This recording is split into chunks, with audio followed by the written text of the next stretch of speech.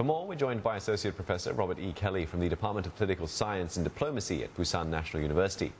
South Korea's military believe that the North has conducted its most powerful nuclear test to date. What are your thoughts, and how does this compare to the earlier tests? Sure. Well, it looks like this test is about 2 to 3 times greater than the one in January. We don't really know. Of course, the North Koreans don't give us information, and frequently they lie like they did about the January test. We have to judge from seismic waves and geological measurements. These things are difficult, but it looks like, yes, it was the largest yet. My take on this is that primarily this tells us that North Korea now sees itself as a sort of standard, normal nuclear power, which is to say that we all now have to accommodate ourselves to the fact that North Korea will conduct nuclear tests on a regular basis like any other nuclear power. North Korea is not an exceptional or upstart nuclear state anymore. It's had these weapons for 10 years. It continues to test, and we have to accommodate ourselves to that. All right, Professor, saying that, then do you believe that this will lead to a significant escalation of tension on the Korean Peninsula?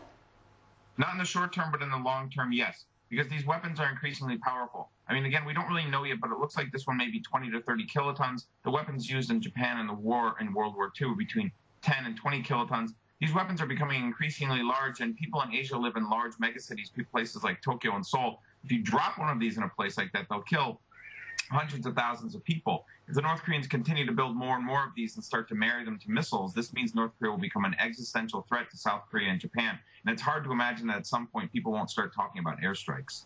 Well, previous nuclear and ballistic missile tests have been met with worldwide condemnation, with strict sanctions, but that hasn't stopped Pyongyang. Is there anything that can be done to keep the North Korean government in check? Yeah, this is the big question for the future, right? And I mean, if we knew, we'd do it. I think the short answer, quite honestly, in my opinion, is China. The Chinese don't like to hear that. The Chinese often suggest it's the Americans that radicalize North Korea.